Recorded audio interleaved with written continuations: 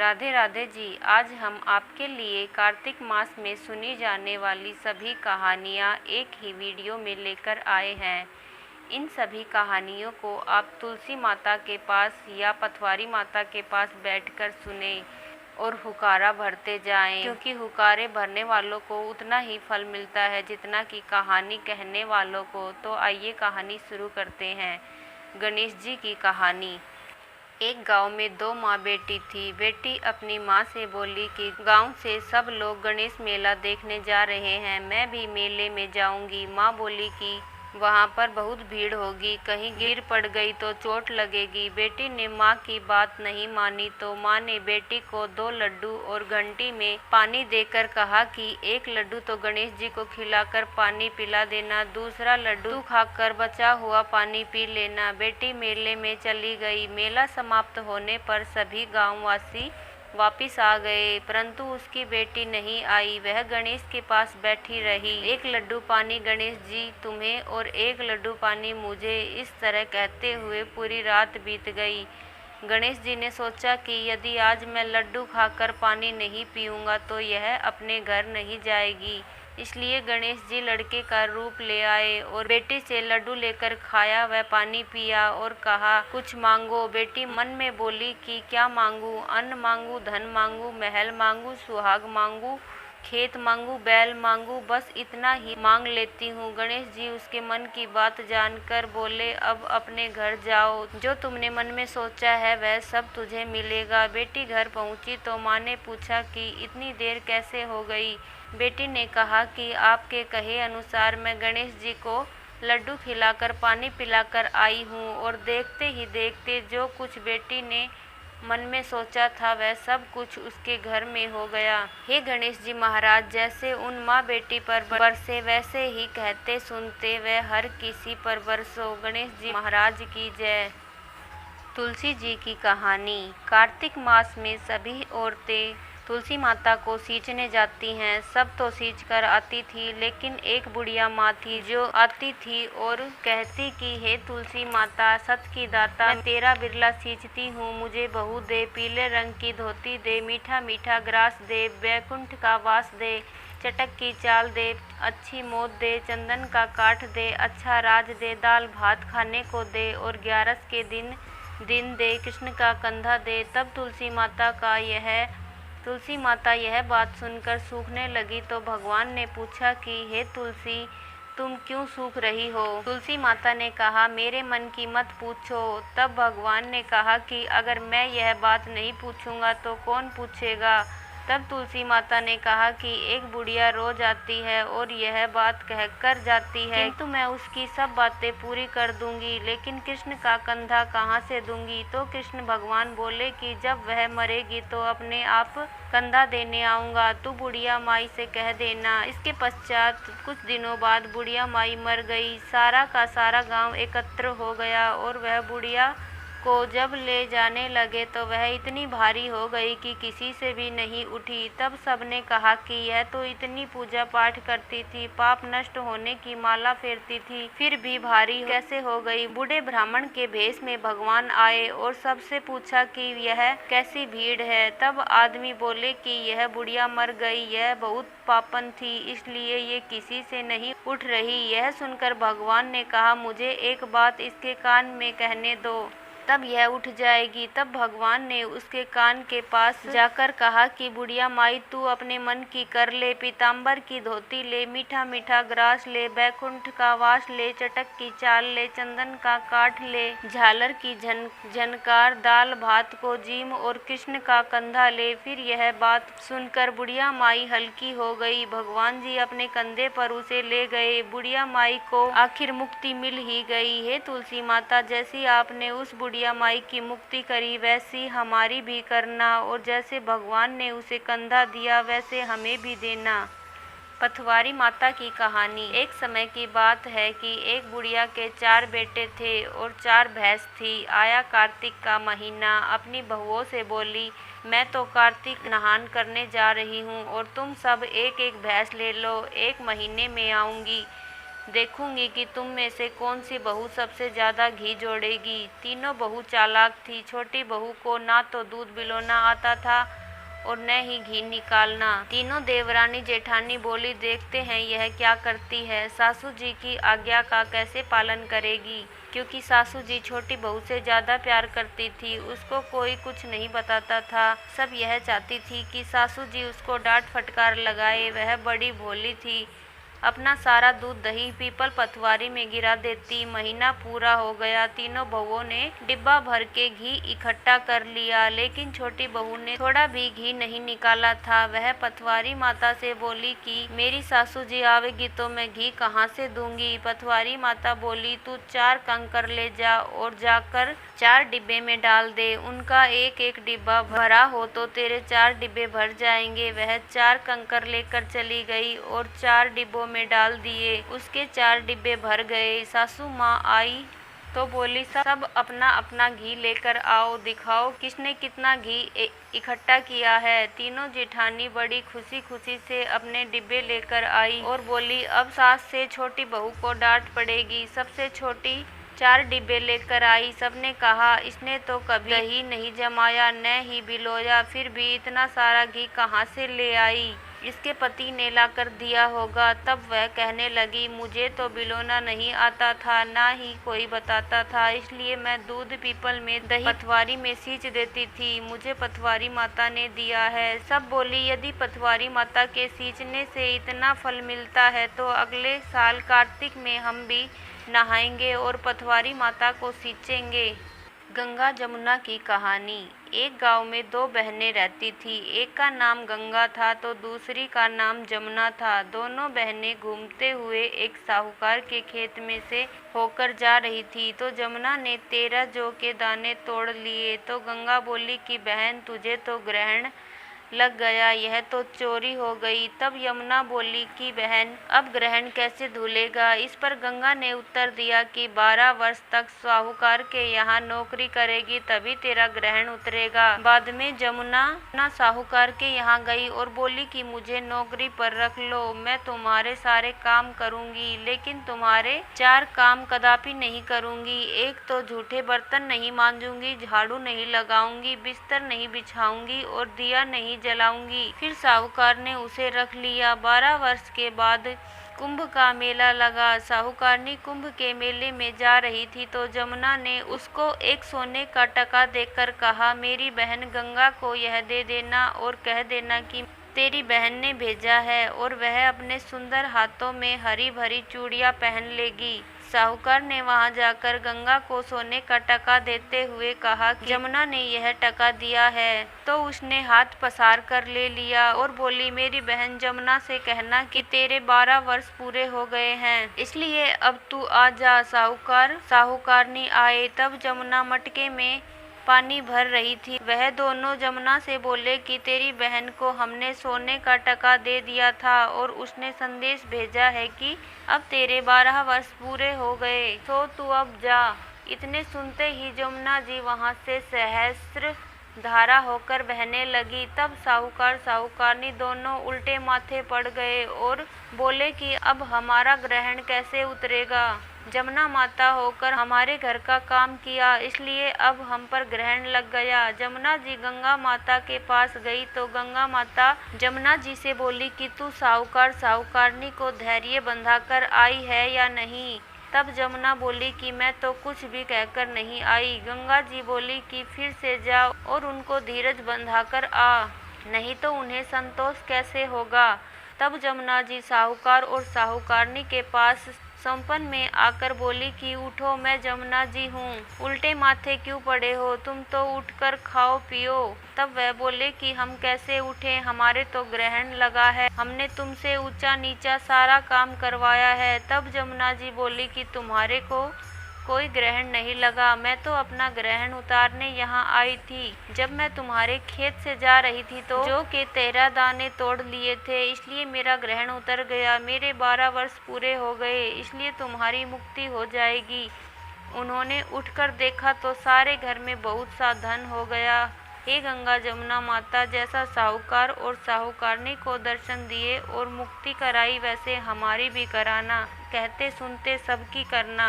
कार्तिक स्नान की कहानी। एक नगर की बात है, वहाँ पर एक बूढ़ा और उसकी 7 बहुएं रहती थी। एक दिन वो अपनी बहुओं से बोला कि मेरा तो कार्तिक नहाने का मन है, क्या तुम निभा दोगी?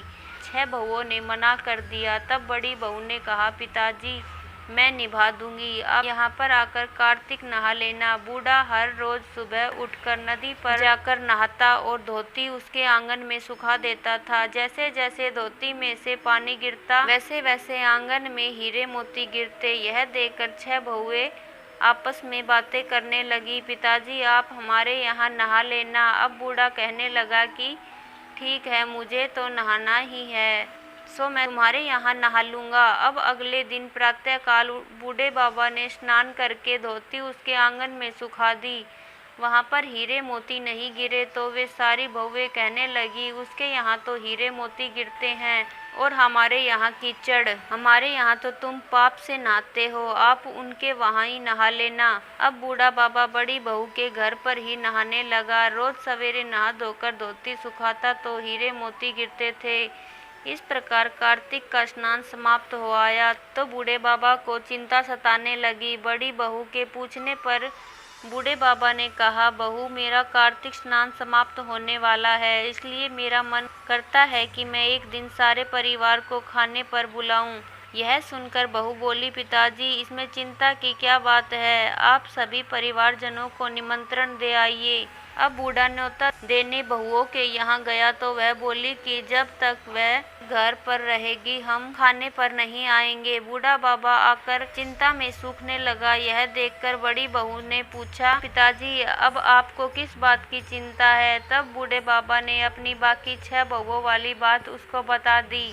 यह सुनकर बड़ी बहू बोली, बात से आपको चिंता करने की कोई आवश्यकता नहीं है, मैं 4 रोटी लेकर खेत पर चली जाऊंगी, उन्हें न्योता दे आइए। वे सारी बहुएं आई, उन्होंने कुछ तो खाना खाया और बाकी बचे हुए खाने में कंकड़ पत्थर डाल गई। उन्होंने सोचा कि अब आकर परेशान होगी। यहाँ बड़ी बहू खेत में यह कह रही थी, राम जी की चिड़िया राम जी का खेत, चुगलो चिड़िया भर भर पेट, मेरे ससुर ने घर में जगह दी है और मैंने खेत में। इस प्रकार चिड़िया को बाजरा डालकर घर आ गई। घर पर बूढ़ा बाबा उदास बैठा था। वह बोली, पिताजी क्या हुआ, आप उदास क्यों बैठे हैं? ससुर ने उत्तर दिया, बेटी तुम्हारी देवरानी जेठानी आई थी और उन्होंने खूब भरपेट खाना खाया पिया और बचे खाने में मिट्टी और कंकड़ पत्थर डाल गई, तुम्हारे खाने के लिए कुछ भी नहीं बचा। वह बोली, कोई बात नहीं पिताजी, मैं 4 रोटी बनाकर खा लूँगी, आप बताइए सब ठीक ठाक तो निपट गया? वह बोला, हाँ बाकी सब तो बहुत अच्छे से निपट गया, कुछ कम नहीं पड़ा। बहू अंदर जाकर देखती है कि जिस खाने में वह मिट्टी कंकड़ पत्थर डाल गई थी उनमें हीरे मोती बिखरे पड़े हैं और घर महल हो गया है, सारा घर धन दौलत से भर गया, अन्न के भंडार भर गए। तब उसने ससुर से कहा, पिताजी आपने तो कहा था कि तुम्हारे लिए कुछ नहीं बचा, लेकिन मेरा घर तो हीरे मोतियों से भर गया है, जहाँ देखो वहीं धन दौलत की वर्षा हो रही है, अन्न के भंडार भरे हुए हैं, घर महल बन गया। मेरे बाबा ने कहा, बेटी तुमने कार्तिक सच्चे मन से निभाया था और उन्होंने पाप से, इसलिए कार्तिक देवता तुम पर प्रसन्न हुए हैं। इन्हीं की कृपा से तुम्हारा घर धन से भर गया है। जैसे कार्तिक देवता बड़ी बहू के घर बरसे वैसे सभी के यहाँ बरसना।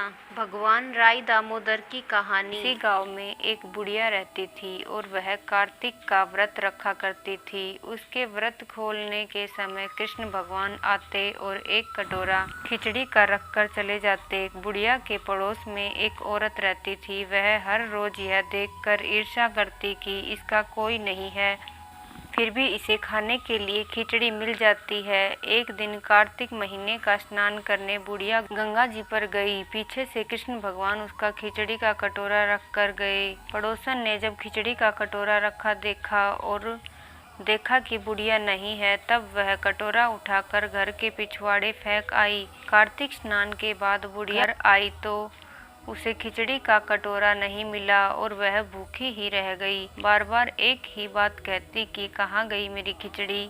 और कहाँ गया मेरा खिचड़ी का कटोरा। दूसरी ओर पड़ोसन ने जहाँ खिचड़ी गिराई थी वहाँ एक पौधा उगा जिसमें 2 फूल खिले। एक बार राजा उस ओर से निकला तो उसकी नज़र उन दोनों फूलों पर पड़ी और वह उन्हें तोड़कर घर ले आया। घर आने पर उसने वह फूल रानी को दिए, जिन्हें सूंघने पर रानी गर्भवती हो गई। कुछ समय बाद रानी ने 2 पुत्रों को जन्म दिया। वह दोनों जब बड़े हो गए तब वह किसी से भी बात नहीं करते थे, लेकिन जब वह दोनों शिकार पर जाते तब रास्ते में उन्हें वही बुढ़िया मिलती तो अभी भी यही कहती कि कहाँ गई मेरी खिचड़ी और कहाँ गया मेरा कटोरा। बुढ़िया की बात सुनकर वह दोनों कहते कि हम ही हैं तेरी खिचड़ी और हम हैं तेरा बेला। हर बार जब भी वह शिकार पर जाते तो बुढ़िया यही बात कहती थी और वह दोनों वही उत्तर देते।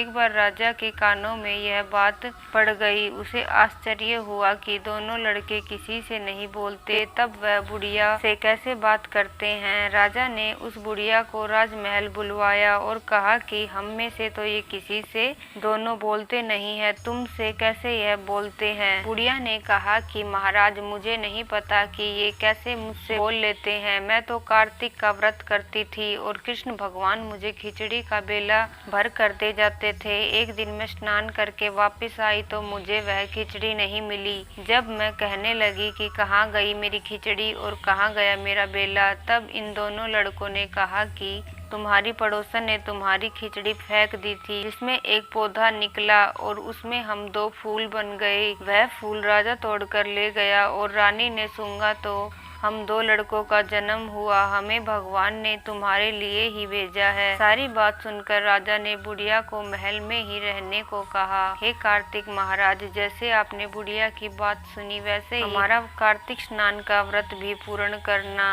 और हमारी भी सुनना। जय हो कार्तिक देव की।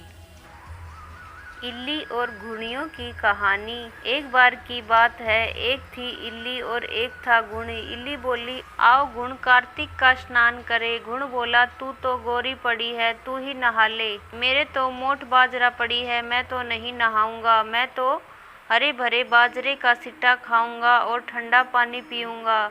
इस वार्तालाप के बाद इल्ली तो राजा की लड़की के पल्ले लगकर चली गई और गुण नहीं नहाया।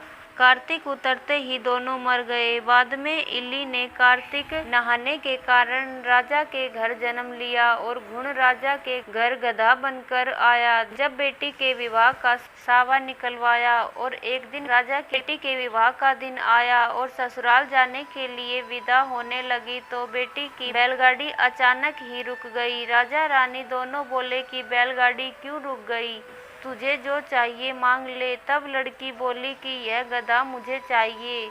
तो वह बोली, यह क्या मांगा, यह भी कोई मांगने की चीज है, इसे मत ले जा, चाहे धन दौलत जो चाहिए तो मांग ले। परंतु उसने हट रख ली कि मुझे तो यही गधा चाहिए। यह सुनकर गधा फुदक फुदक कर भागने लगा। जब लड़की महल में जाने लगी तो उसे नीचे ही सीढ़ी से बांध दिया गया। जब सीढ़ी उतरने लगी तो गधे ने कहा कि ए सुंदरी, हे लड़की, थोड़ा पानी पिला दे। तब उसने कहा कि आ नहा ले। तब तूने कहा था कि मैं तो बाजरा खाऊंगा और ठंडा पानी पीऊंगा। उनकी आपस की बात उसकी देवरानी जेठानी सुन रही थी। उन्होंने अपने देवर के कान भर दिए कि तू क्या जादूगरनी ब्याह कर लाया है जो जानवरों से बात करती है। यह सुनकर वह बोला कि मैं कानों सुनी नहीं मानता, आंखों से देखकर मानूंगा। दूसरे दिन वह छिपकर बैठ गया और उसने देखा कि रानी महल के नीचे उतरी तो गधा फिर से वही बात बोला तो रानी ने भी वही जवाब दिया। तब वह तलवार निकालकर खड़ा हो गया और बोला कि तू जानवरों से क्यों बात कर रही है, तू ठीक ठीक बता दे वरना तलवार से 2 टुकड़े कर दूंगा। तब रानी ने कहा कि औरत का भेद नहीं खोलना चाहिए। राजा बोला कि मैं तो सारा भेद खोलकर ही रहूंगा। तब रानी ने कहा कि पिछले जन्म में मैं तो इल्ली थी और यह गुण था। तब मैंने इससे कहा था कि आ गुण, कार्तिक नहाने चलते हैं, तो यह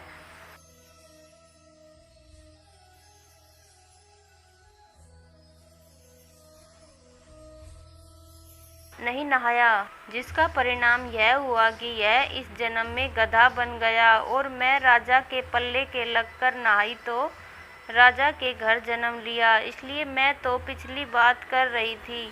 यह बात सुनकर राजा ने कहा, क्या कार्तिक में नहाने का इतना अच्छा फल मिलता है? रानी ने कहा कि कार्तिक मास में नहाने से मैं आपके घर में रानी बनकर आई हूँ। ऐसा सुनकर राजा ने कहा, यदि ऐसी बात है तो हम दोनों अब जोड़े से कार्तिक स्नान नहाएंगे और बहुत दान आदि करेंगे, जिससे कि आने वाले समय में हमें और भी ज्यादा सुख मिलेगा। दोनों जोड़े से कार्तिक नहाने लगे तो राजा के घर में बहुत सी धन संपत्ति हो गई। हे कार्तिक महाराज, जैसा इल्ली को सुख दिया वैसा सबको देना, जैसा गुण को दिया वैसा किसी को मत देना।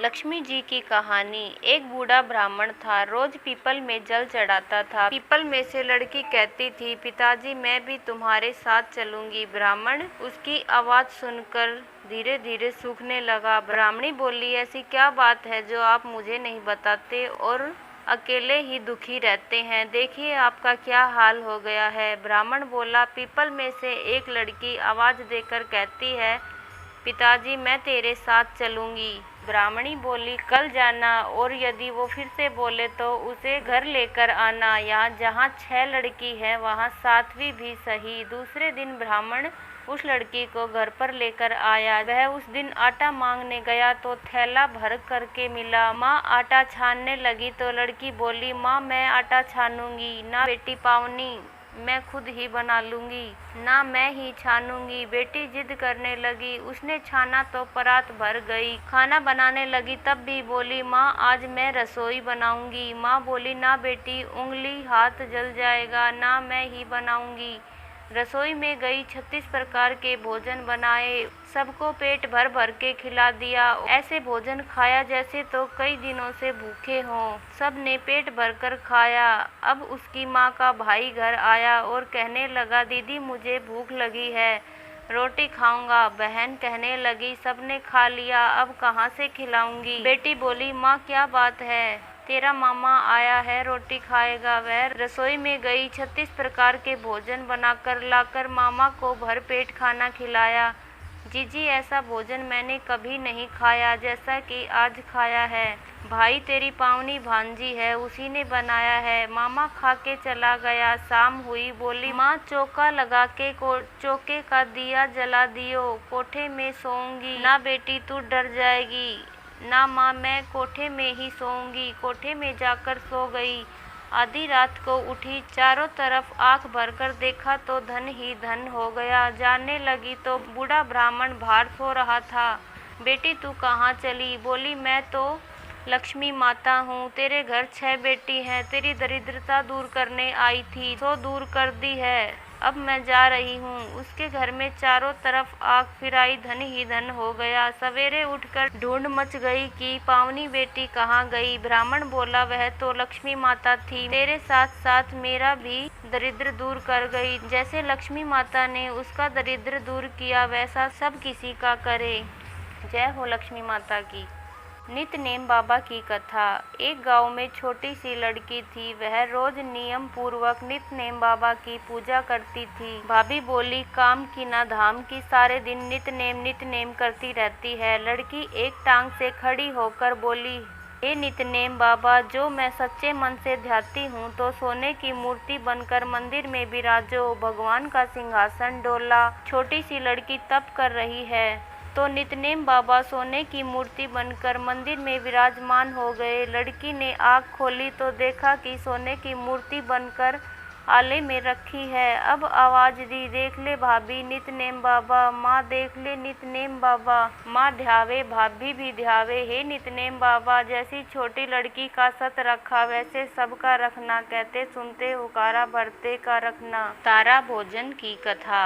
एक राजा की लड़की तारा भोजन करती थी। उसने अपने पिता से कहा कि पिताजी मुझे लाख तारे बनवा दो, मैं दान करूंगी। राजा ने सुनार को बुलाया और कहा कि मेरी बेटी तारा भोजन करती है, तुम 9 लाख तारे बना दो। सुनार सूखने लगा। सुनारी ने पूछा कि तुम उदास क्यों रहते हो? उसने कहा, राजा ने 9 लाख तारे बनाने को कहा है, मैं कैसे बनाऊं? मुझे तो तारे बनाने आते ही नहीं। राजा की बात है, कोल्हू में पिलवा देगा। सुनारी ने कहा, इसमें परेशान होने की क्या बात है? गोल सा पत्थर काट के कलियां काट देना, राजा ले जाएगा। सुनार ने ऐसा ही किया। राजा ले गया। राजा की लड़की ने 9 लाख तारे और बहुत सा दान दिया। भगवान का सिंहासन डोलने लगा। भगवान ने कहा, देखो मेरे नेम व्रत पर कौन है? 3 कूट देखा तो कोई नहीं था।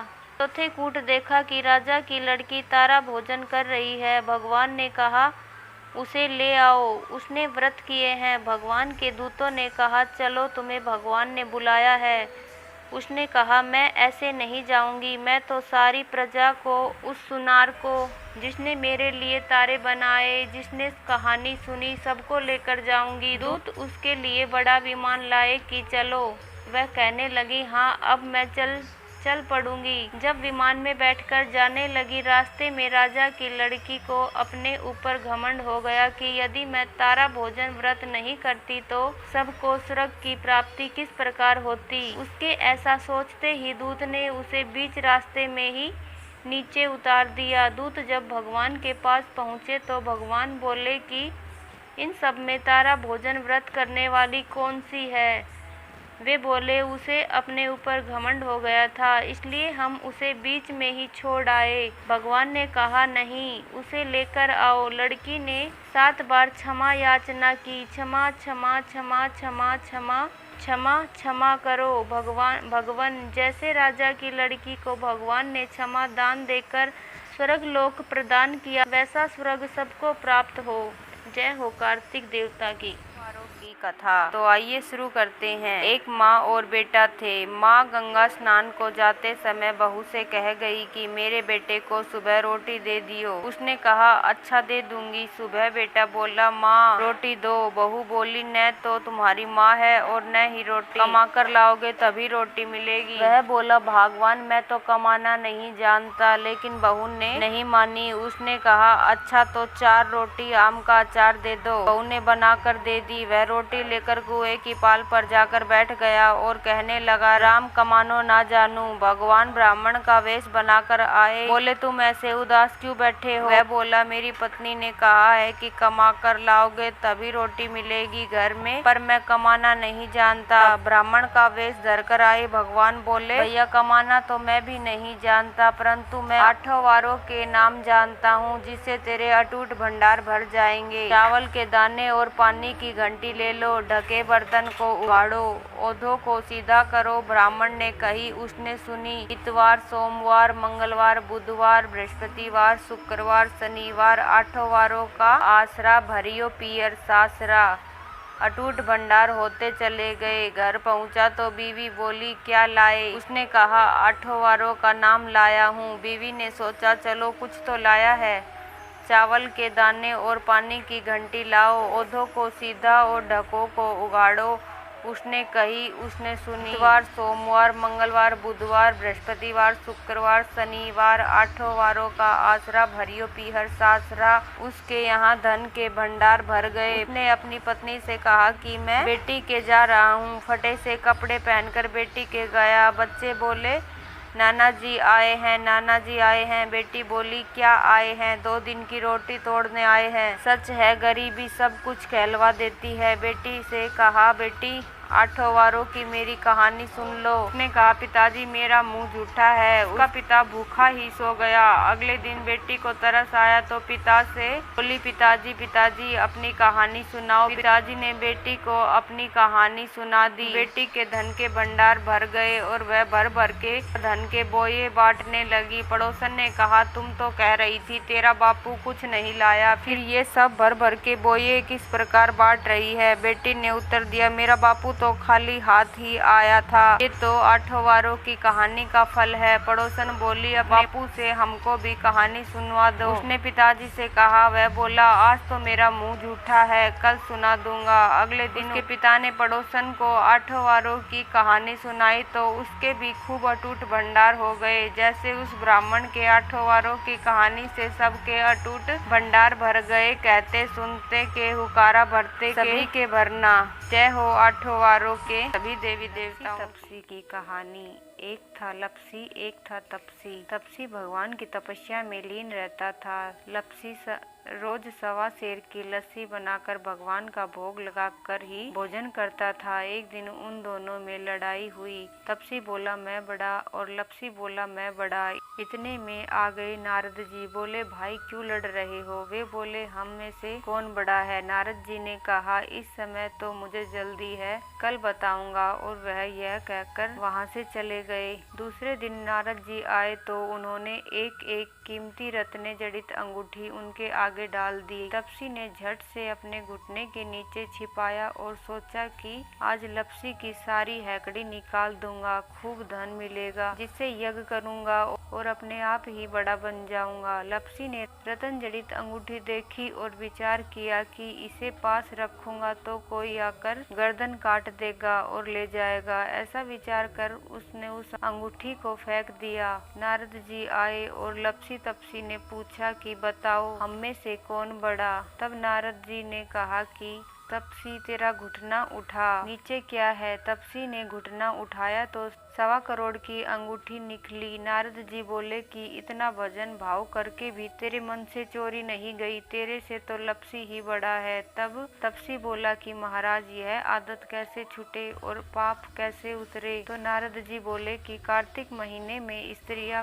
कार्तिक स्नान रखेंगी, वे अपना पुण्य तुम्हें देंगी, तब यह पाप उतरेगा। वह बोला कि मुझे अपना फल कैसे देंगी? तो नारद जी ने कहा कि आज से वो सारी कार्तिक स्नान की कहानी कहने के बाद जो तुम्हारी कहानी कहेगा उसे ही कार्तिक स्नान का फल मिलेगा।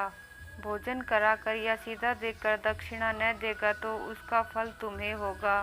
इतना कहकर नारद जी चले गए। तब से और कहानी कहने के बाद लपसी और तपसी की कहानी का रिवाज हो गया। कार्तिक में और सब कहानियाँ कहने के बाद यह कहानी कहनी चाहिए तथा नारद जी ने जो और सीख दी उनका भी पालन करना चाहिए। तो ये थी लपसी और तपसी की कहानी। यदि आपको अच्छी लगी हो तो हमारे चैनल को सब्सक्राइब कर ले ताकि आपको आने वाली हर कहानी की नोटिफिकेशन मिल जाए। धन्यवाद दोस्तों।